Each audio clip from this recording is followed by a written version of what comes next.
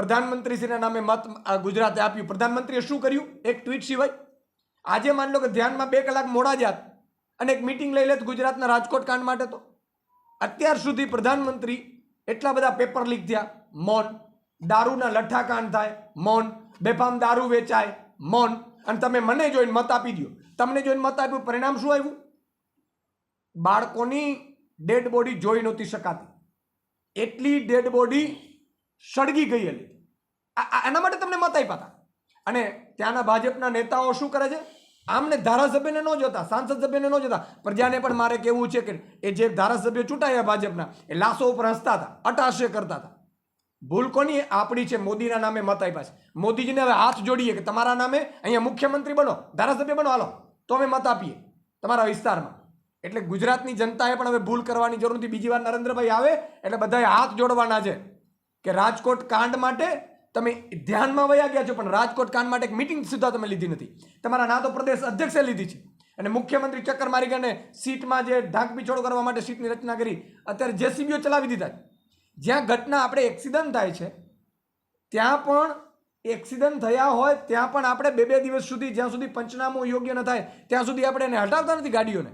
તો એ જેસીબીઓ ચલાવીને શું કરવા સાબિત માનવા? બધા પુરાવા નાશ કરી દીધા ગેમ ઝોનના. કેમ?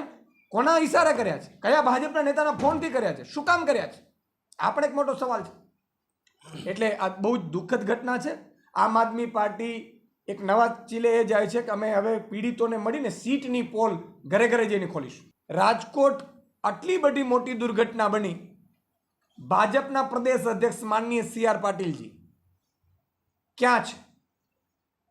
રાજકોટમાં તમે મીટિંગો મોહલે મોહલે, ક્લિનિકે મીટિંગો કરવા જતા હતા.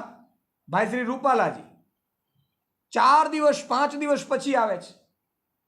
તમે જુઓ, મત મેળવવા માટે CR પાટીલજી, હું સન્માનનીય કહીશ, સન્માનનીય ભાજપના પ્રદેશ અધ્યક્ષ CR પાટીલજી 156 સીટ આવી તો એ રડતા હતા કે 182 નો આવી. એને દુઃખ થયું. એમને કદાચ જમવાનું નહીં ભાવ્યું હોય. સુરતમાં 27 સીટ આવી ગઈ હતી આમ આદમી પાર્ટીની, તો એ કહેતા હતા કે મને બહુ રડવું આવે છે. મેઘમારી સોનાની ખીલીની વાત કરતા હતા. ત્યારે રાજકોટની ઘટનામાં અત્યાર સુધી CR પાટીલ ક્યાં છે? CR પાટીલની શું જવાબદારી નથી બનતી? CR પાટીલ તમે જુઓ કે મૃતકોને શ્રદ્ધાંજલિ પાઠવવામાં પણ ક્યાંક ઉણા ઉતર્યા છે. હું મીડિયાને પણ વિનંતી કરીશ કે ભાજપના પ્રદેશ અધ્યક્ષને લઈને રાજકોટના મીડિયાનું અભિનંદન આપું છું કે જે રીતે ભાજપના નેતાઓને સવાલ પૂછ્યા છે, મજબૂતાઈથી સવાલ પૂછ્યા છે.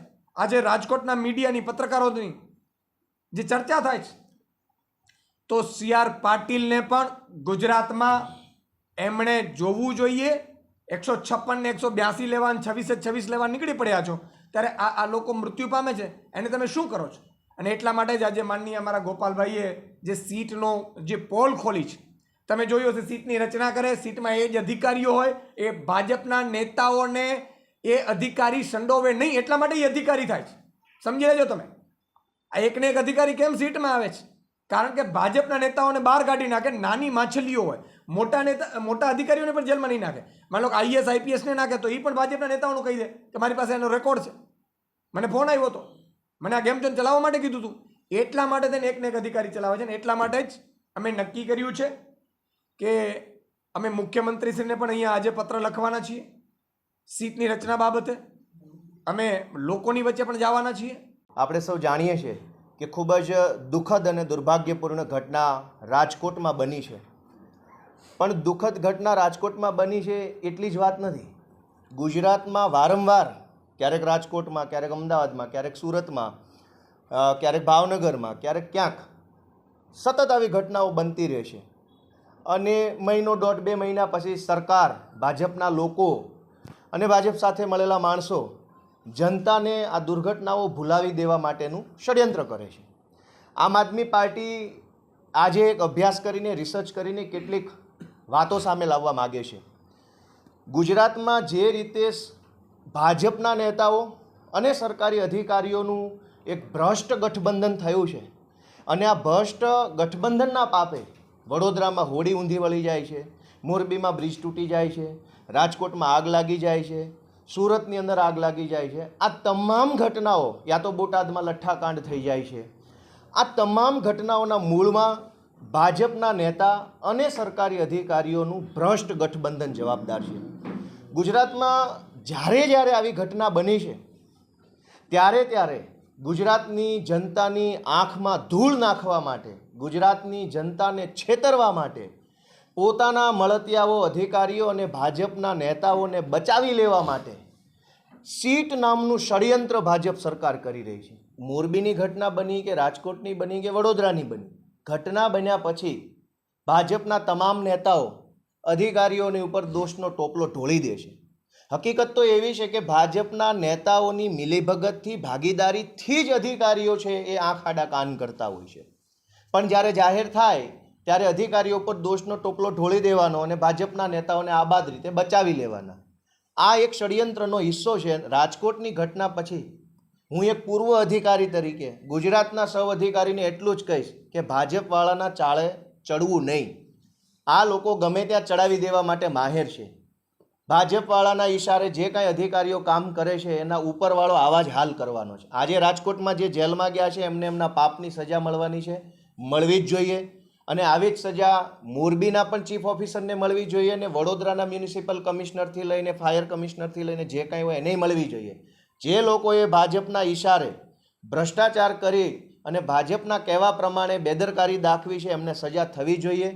ભાજપના નેતાઓને પણ થવી જોઈએ. અમને આશા છે કે કંઈક સારું કામ થશે.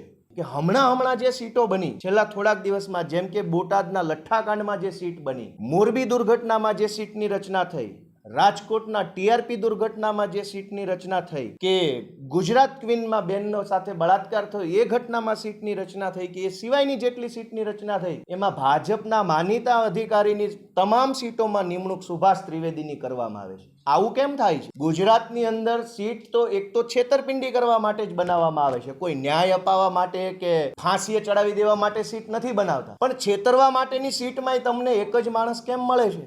આખા ગુજરાતમાં એક જ વ્યક્તિને કેમ તમે વારે ઘડીએ સીટમાં નાખો છો? એનો મતલબ એમ સમજી શકાય, એમ વિચારી શકાય કે ભાજપના મળતિયા અધિકારીઓ ભાજપને દ્વારા બનાવેલી સીટ બધા ભેગા મળી અને ટાઢા પાણીએ લોકોની આંખમાં ધૂળ નાખી અને લોકોને છેતરવાનું ષડયંત્ર કરી રહ્યા છે. રાજકોટની ઘટનામાં પણ સીટ નામનું ષડયંત્ર ચાલુ કર્યું છે ભાજપે. સીટ આમ કરી નાખશે ને સીટ તેમ કરી નાખશે. આમ આદમી પાર્ટીનું એવું કહેવું છે કે ગુજરાતની આ જ જનતાએ તમને 156 સીટ આપી છે. 156 સીટ લીધા પછી તમે ગુજરાતની જનતાને સીટના નામે છેતરો છો. શરમ નથી આવતી ભાજપના લોકોને? 156 સીટ હોવા છતાંય સીટ, ઉનાકાંડ સીટ, વડોદરામાં સીટ, મોરબીમાં સીટ, રાજકોટમાં સીટ, અમદાવાદમાં સીટ, સુરતમાં સીટ, આ શું આદર્યું છે?